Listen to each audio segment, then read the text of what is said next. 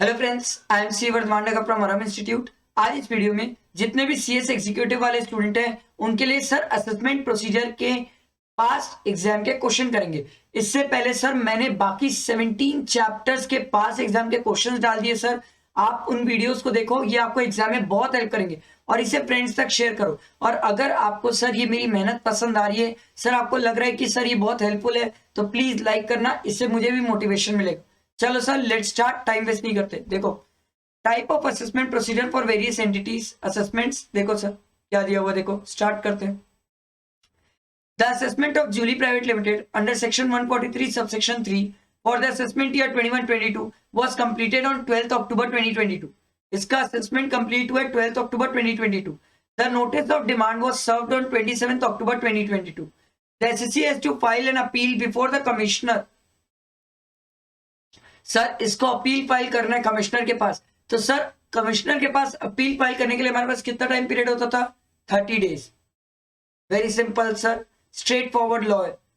The time limit prescribed under section 153 है sir. देखो for completion of regular assessment under 143(3) and a best judgement under 144 is off. Sir कितना time period होता है हमारे पास? Sir time limit under section 153 sir हमारे पास 18 months होते हैं sir. 18 months from the end of the assessment year in which the income was first accessible. 18 months के अंदर अपन को क्या करना पड़ता है सर? सेक्शन 153 के अंदर असेसमेंट कंप्लीट करना रहता है।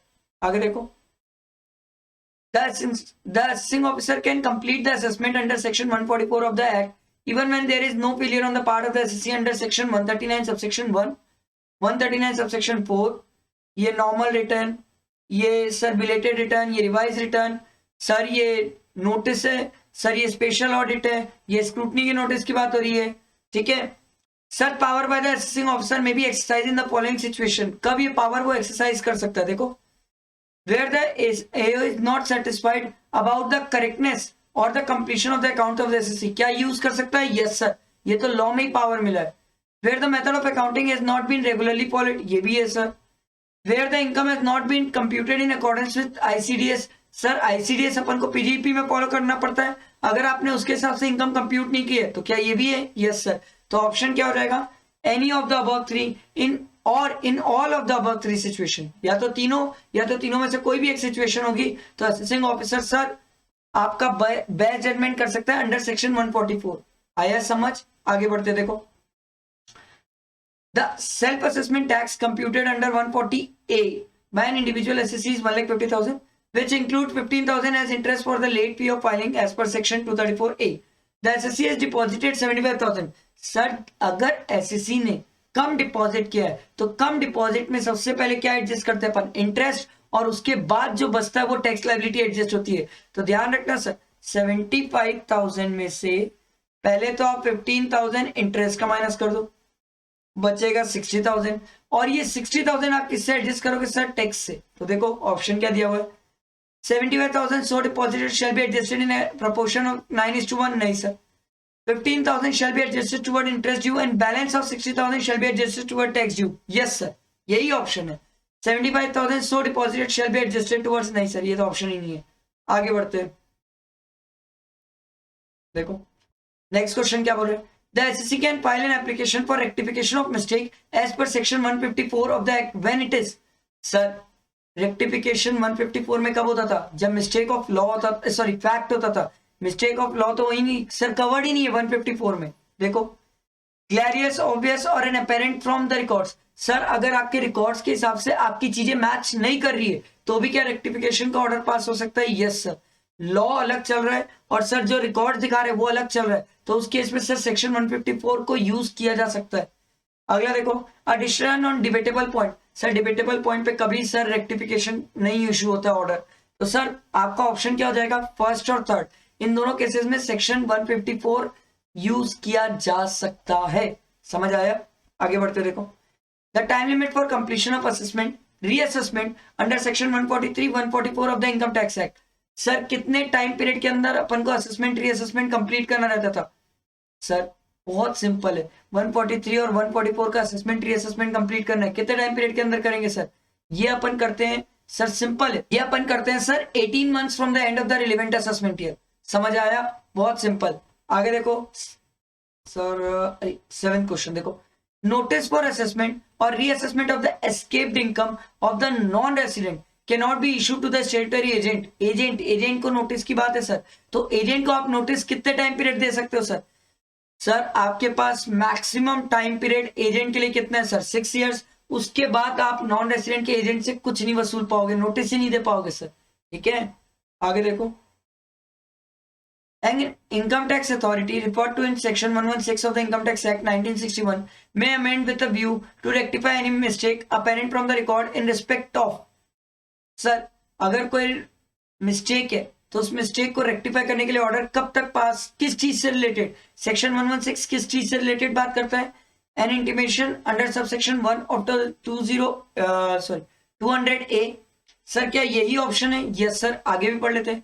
Any disputed raised by the SEC in respect of any issue having two views। नहीं सर, एक बात मैंने आपको अभी भी बताया था, जो मैटर डिस्प्यूटेड है उससे रिलेटेड रेक्टिफिकेशन ऑर्डर पास होते ही नहीं है sir.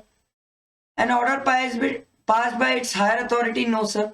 Any section if required under any law, नहीं सर, ये तो ऐसा कुछ नहीं है। तो सर 116 सेक्शन सर अपन एनी इंटीमेशन के लिए यूज करते हैं जहां पर रेक्टिफिकेशन ऑर्डर पास करते हैं। आया समझ? देखो क्वेश्चन नंबर 9 क्या बोलता है?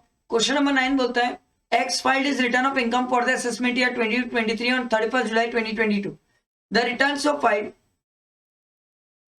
was selected for scrutiny assessment। The notice under section 143 subsection 2 for making scrutiny assessment can be served। जिस साल रिटर्न फाइल किया है उसके फाइनेंशियल एंड कब हो रहा है सर? 31 मार्च 2023 में।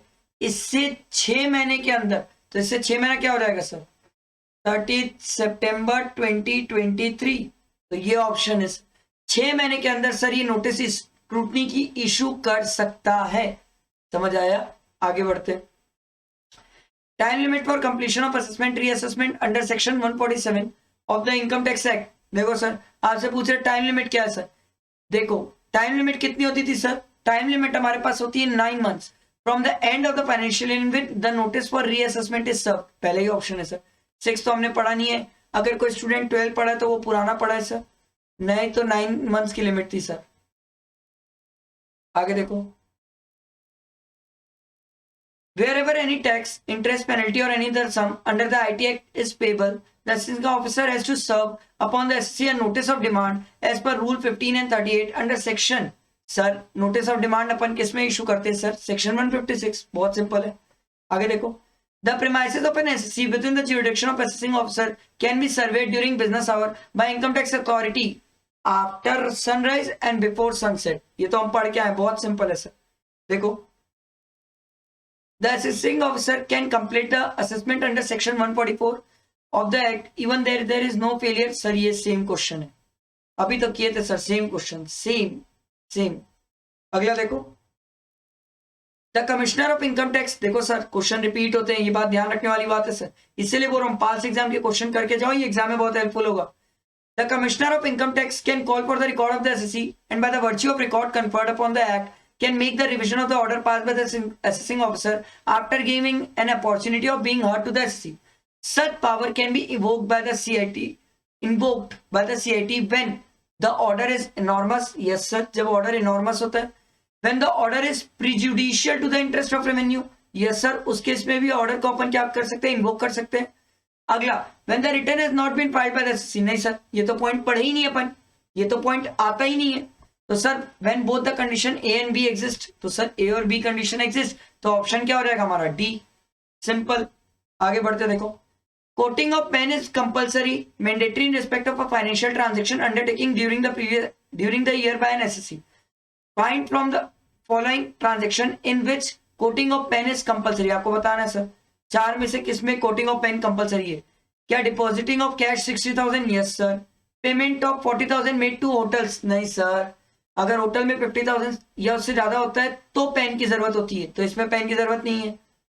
Payment for the purchase of travel ticket to a travel agent in cash. अरे भैया कैश में हो गया। देखो अगला देखो, पेमेंट ऑफ 5 लाख। देखो sir, payment of 5 lakh to RBI for the purchase of capital gain bonds. Sir bonds वगैरह परचेज कर रहे हो ये आप बॉन्ड्स और बॉन्ड्स वगैरह परचेस करने के लिए तो लिमिट कितनी है सर, 1 लाख 2 लाख लिमिट है, तो ये तो 5 लाख है। तो सर इस केस में 1, 3 और 4 ये ऑप्शन है सर। इस केस में आपको पेन क्या मैंडेटरी प्रोवाइड करना पड़ेगा? यस सर, प्रोवाइड करना पड़ेगा। आगे देखो, the return of income for the previous year 2023 is required to be filed by an individual who is not a senior citizen as per section 139(1) by 30 September 2022. However, the SEC finds that he cannot file the return on as per section 139(1). इसने return file नहीं किया time period के अंदर within the due date. Can he file his return? Yes sir, अभी भी return file कर सकता है, बिलेटेड रिटर्न फाइल कर सकता है। कब तक सर? असेसमेंट ईयर खत्म हो रहा है उससे पहले, या तो before the assessment year, sir इससे रिलेटेड पढ़ के आया ना सर, असेसमेंट ईयर कंप्लीट होने के 3 महीना पहले, मतलब 31 दिसंबर को, और या तो फिर कंप्लीशन ऑफ असेसमेंट, दोनों में विच एवर इज अर्लियर होता था sir, which ever is earlier. तो सर मैक्सिमम टाइम पीरियड क्या है सर? 31 दिसंबर। तो देखो सर, ये इसका प्रीवियस ईयर खत्म, असेसमेंट ईयर 22-23 है सर। इस साल 31 दिसंबर 2022 तक सर ये बिलेटेड रिटर्न फाइल कर सकता है। समझ आया?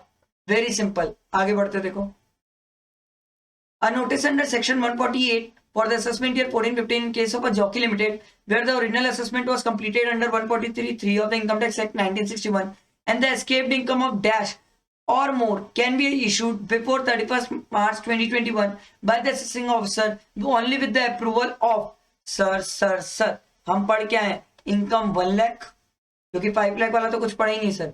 1 lakh with the approval of principal commissioner या फिर कमिश्नर। सर एडिशनल कमिश्नर नहीं है, गलती मत कर देना, ध्यान देना। अगला देखो, for which of the following transaction quoting PAN is mandatory. पूछे भाई किस केस में पेन मैंडेटरी है? सर 26,000 डिपॉजिट किया, इसमें नहीं है मैंडेटरी। लाइफ इंश्योरेंस 48,000 नहीं है मैंडेटरी। आगे देखो, पेमेंट ऑफ होटल बिल्स है 49,000, इसमें मैंडेटरी नहीं है। Fix deposit in SBI of 55,000, sir 50,000 से ज्यादा है, क्या इस केस में मैंडेटरी है? Yes sir. आगे देखो, for which of the following the filing of return of income is mandatory. फिर पूछ रहे सर रिटर्न ऑफ इनकम कब मैंडेटरी है? सर एक्वायर्ड ज्वेलरी से रिलेटेड कोई पॉइंट नहीं पढ़े अपन। Made foreign travel and incurred expenditure, sir foreign travel इस केस में क्या मैंडेटरी है? Yes sir. Made aggregate cash deposit in saving account of 10 lakh, नहीं सर 10 लाख से कोई फर्क नहीं पड़ेगा। अगर ये 1 करोड़ से ज्यादा होता तो पेन मैंडेटरी हो जाता, इस केस में भी नहीं है। पेड इलेक्ट्रिसिटी बिल ऑफ 56,000, नहीं भैया, इलेक्ट्रिसिटी बिल के लिए लिमिट 1 लाख थी, तो सर इसमें ऑप्शन क्या होगा? बी वाला, सिंपल। तो इस केस में मैंडेटरी रिटर्न फाइल करना। 20 देखो, a return of income filed by the SSC was found defective by the CPC Bengaluru. The SEC was intimated to the defect on, sir अगर return में defect हो तो defective return कितने दिन में time period में ठीक करना होता है सर? 15 डेज की टाइम पीरियड होती है सर। तो डिफेक्ट पता चला है सर 2 तारीख को, इसको 2 तारीख को इंटीमेट किया गया है, तो 2 तारीख से 15 दिन ऐड कर लो सर। 15 दिन के अंदर इसको डिफेक्ट ठीक करना है, अदरवाइज ये माना जाएगा कि रिटर्न इससे फाइल ही नहीं किए। तो 15 दिन कब आ जाएगा सर? 17/4, very simple. अगला क्वेश्चन, लास्ट क्वेश्चन देखो, MNO Private Limited filed its return for the assessment year 21-22 on 10/5/2021. State the time limit within which a notice under section 143(2) has to be served. अब भी बताया था sir, जिस साल return file करते हैं वो असेसमेंट ईयर खत्म होने तक, असेसमेंट ईयर खत्म कब हो जाएगा सर? देखो 31 मार्च 2022, इससे 6 महीना देख लो सर, इससे 6 महीना है सर 30 सितंबर 2022। क्या ये कोई डेट दी हुई है? Yes sir, very simple. आया समझ? ये मैंने आपको असेसमेंट प्रोसीजर के क्वेश्चंस कंप्लीट करा दिए। इसके बाद ऑफेंसेस और पेनल्टी बचा, उसके बाद जीएसटी है सर। तो तैयार हो जाओ, मजा आएगा। चैनल को सब्सक्राइब करना और फ्रेंड्स तक शेयर करना, ये बहुत हेल्प करेगा सर स्टूडेंट्स को। आप मान के चलो, इससे बहुत प्रिपरेशन हो जाएगी आपकी, ठीक है? चलो ध्यान रखना। और ये पीडीएफ मैं सर टेलीग्राम में शेयर करते जा रहा हूँ, वहां से आप ये पीडीएफ ले सकते हो, ठीक है? चलो, थैंक यू फ्रेंड्स।